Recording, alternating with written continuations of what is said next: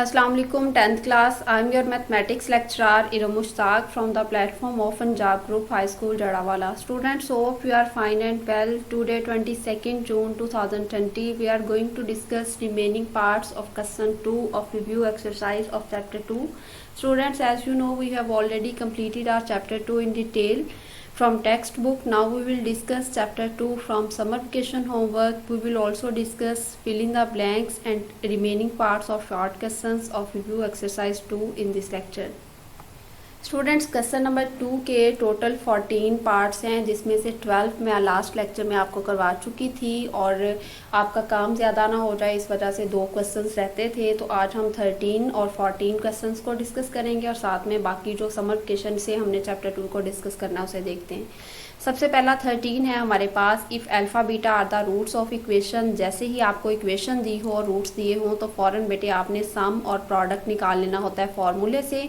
सबसे पहले x square का कोफिशिएंट ए, एक्स का कोफिशिएंट बी और कांस्टेंट आपके पास सी।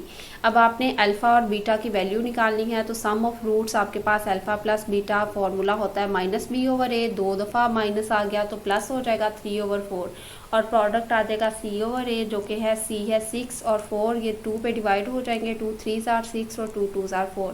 सबसे पहले वैल्यू निकालनी है आपने alpha square plus beta square की, जो कि हमें पता है फॉर्मूला किसके इक्वल होता है, alpha plus beta whole square minus 2 alpha beta के। तो अल्फ़ा प्लस बीटा की जगह जो सम का आंसर आया था वो लगाया 3/4 whole square minus 2 alpha beta की जगह पे जो प्रोडक्ट का आंसर आया था, ये 2 2 से कैंसिल हो जाएगा, यहाँ पे 3 रह जाएगा। यहाँ पे 3 का स्क्वायर लेंगे 9 और 4 का स्क्वायर लेंगे 16। एलसीएम लेंगे, यहाँ पे 16 एलसीएम आ जाएगा, इसकी दफ़ा 16 से कैंसिल हो जाएगा, 9 रह जाएगा और यहाँ पे 16 3s are 48, 9 में से 48 माइनस करेंगे, बाकी रह जाएगा -39, ग्रेटर वैल्यू का साइन डिवाइडेड बाय 16। तो ये आपके पास alpha square plus beta square की वैल्यू आ गई। क्वेश्चन नंबर 13 का ही नेक्स्ट सेकंड पार्ट बेटे आपने खुद करना है। इसका सी पार्ट है अल्फ़ा माइनस बीटा। अब आपको पता है सिर्फ हमारे पास वैल्यू है सम की और प्रोडक्ट की। अगर मैं इसका स्क्वायर ले लूँगी ना, तो स्क्वायर लेने के बाद देखेंगे किसके इक्वल आ जाएगा, alpha square plus beta square minus 2 alpha beta. हमें पता है इसकी जगह पे भी हम फॉर्मूला लगा सकते हैं और यहाँ प्रोडक्ट की हमारे पास वैल्यू है, यानी हम इसको ऐसे तो सॉल्व नहीं कर सकते, फिर हमें इसका स्क्वायर लेना पड़ेगा। जब हम खुद से स्क्वायर लेंगे तो साथ साथ फिर हमें स्क्वायर रूट भी लेना पड़ेगा ताकि वापस जो है ये उसी के इक्वल आ जाए। तो यहाँ पे आप लिख भी सकते हो या डायरेक्ट भी ले सकते हो by taking square on both sides, square and square root on both sides, ठीक है। तो अल्फ़ा माइनस बीटा का जब आपने स्क्वायर लिया और साथ ही स्क्वायर रूट, तो वो वापस क्या रह जाएगा, अल्फ़ा माइनस बीटा। ये हमने क्यों लिया, ताकि हमारा क्वेश्चन सॉल्व हो जाए। जब हम इसका स्क्वायर लेंगे ये इक्वल आ जाएगा alpha square plus beta square minus 2 alpha beta के, और जो बाहर वाला स्क्वायर रूट है वो एज इट इज़। अब अल्फ़ा स्क्वायर और प्लस बीटा स्क्वायर की जगह पे वही जो हमने लास्ट वाले पार्ट में फॉर्मूला लगाया है, अल्फ़ा स्क्वायर और plus beta square plus 2 alpha beta. अच्छा, आप बेटे डायरेक्ट इस वाले स्टेप के बाद इस स्टेप पे भी जा सकते हो, या फिर आप ऐसा कर सकते हो कि alpha square plus beta square है, एक दफ़ा यहाँ पे प्लस 2 अल्फ़ा बीटा लगाएं, एक दफ़ा माइनस 2 अल्फ़ा बीटा। जो प्लस 2 अल्फ़ा बीटा है वो मिलके इसका फॉर्मूला कंप्लीट कर देगा alpha plus beta whole square, और ये वाला माइनस 2 अल्फ़ा बीटा और माइनस 2 अल्फ़ा बीटा ये माइनस 4 अल्फ़ा बीटा हो जाएगा। ऐसे भी आप कर सकते हो, या फिर आप इसकी जगह पे सिर्फ सिंपल इतना लिखो alpha plus beta whole square minus 2 alpha beta, वो माइनस 2 अल्फ़ा बीटा इस माइनस 2 अल्फ़ा बीटा के साथ मिलके माइनस 4 अल्फ़ा बीटा हो जाएगा। जब आप फॉर्मूले का बेसिक समझ लेते हो ना, तो उसके बाद आप उसको जो है वो उसकी जो है वो डिफरेंट फॉर्म्स में लिख सकते हो। तो फॉर्मूला आपका सेम है, यही alpha plus beta whole square minus 2 alpha beta, वो माइनस 2 अल्फ़ा बीटा इसके साथ मिलके हो गया माइनस 4 अल्फ़ा बीटा।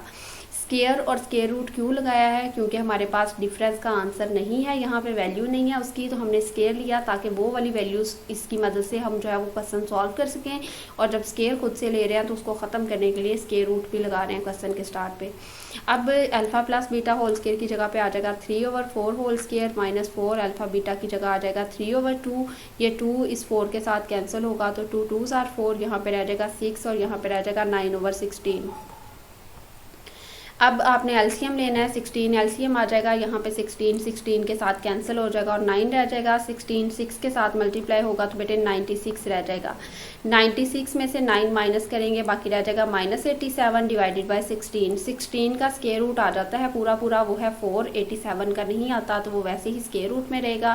तो इसका आंसर आ गया -87 डिवाइडेड बाय 4। दोबारा मेथड रिपीट कर देती हूँ इसका। स्क्वायर इसकी जो है अल्फ़ा माइनस बीटा की वैल्यू निकालनी थी, जो हम स्क्वायर लेना पड़ेगा हमें, ताकि इसमें वो सम और प्रोडक्ट की वैल्यू लगा सके। जब खुद से स्क्वायर लिया है तो फिर स्क्वायर रूट भी लगाएंगे। उसके बाद alpha minus beta whole square का फॉर्मूला होता है alpha square plus beta square -2 alpha beta, और alpha square plus beta square की जगह पे लगा दिया alpha plus beta whole square -2 alpha beta. वो -2 अल्फ़ा बीटा इस -2 अल्फ़ा बीटा के साथ मिलके हो गया -4 अल्फ़ा बीटा, और फिर वैल्यूज़ लगा के आपने उसे सॉल्व कर लिया। नेक्स्ट बेटे हमारे पास वही क्वेश्चन है जो हम पहले भी कितनी दफ़ा कर चुके हैं। अब रिव्यू एक्सरसाइज में था, मैं रिपीट करवा देती हूँ आपको। Alpha beta are the roots, जब रूट्स दिए हों तो फ़ौरन सम और प्रोडक्ट निकाल लेना है। ये आपके पास इक्वेशन दी हुई है, इक्वेशन दी हो तो सम और प्रोडक्ट आप रूट्स का कैसे निकालते हैं, फॉर्मूला लगा के।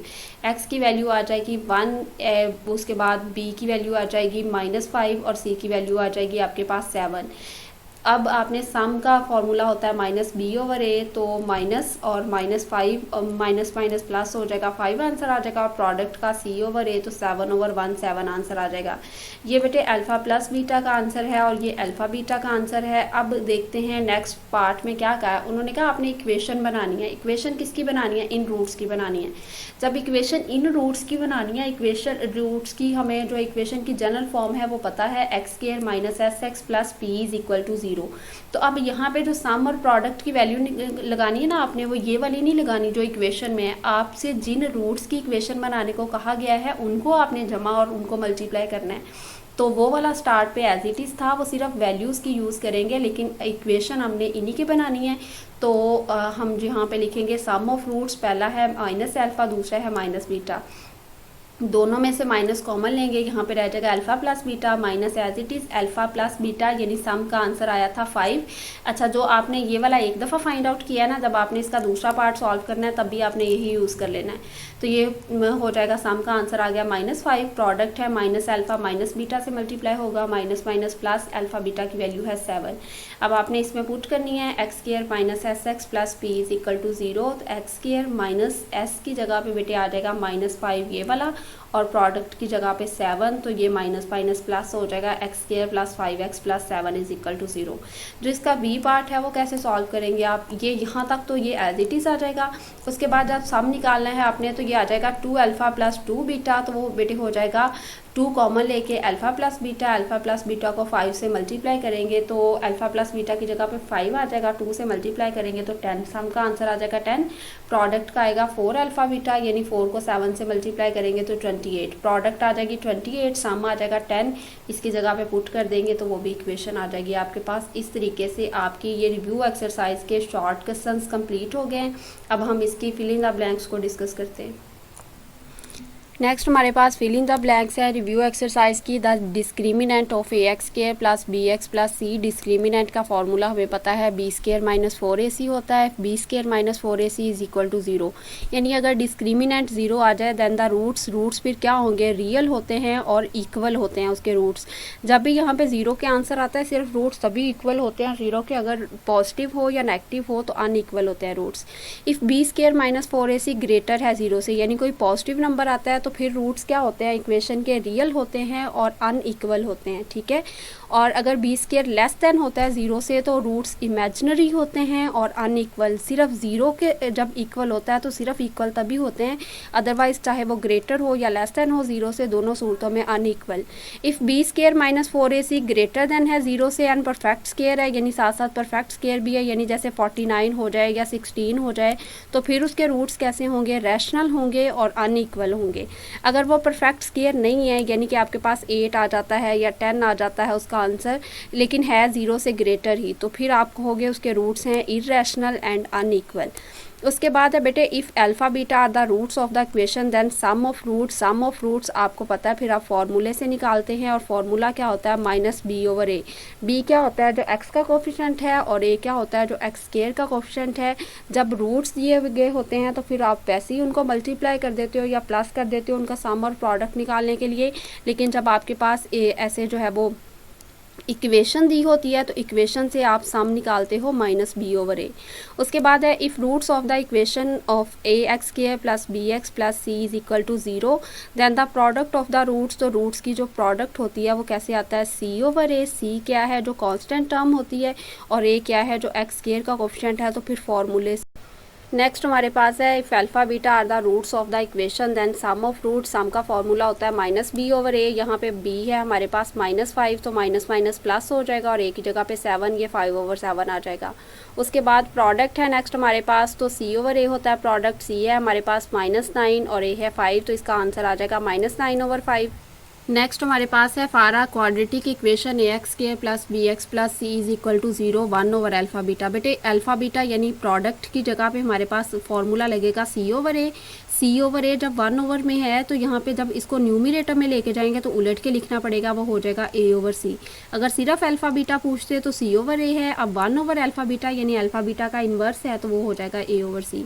क्यूब रूट्स ऑफ यूनिटी के क्यूब रूट्स 3 होते हैं, 1 ओमेगा और ओमेगा स्क्वायर। जब हम इसको जो है वो under usual notation sum of the cube roots of unity, ये हमने प्रूफ भी किया था, जो क्यूब रूट्स ऑफ यूनिटी हैं तीनों यानी 1 ओमेगा और ओमेगा स्क्वायर, इनको जमा करें तो 0 आंसर आता है।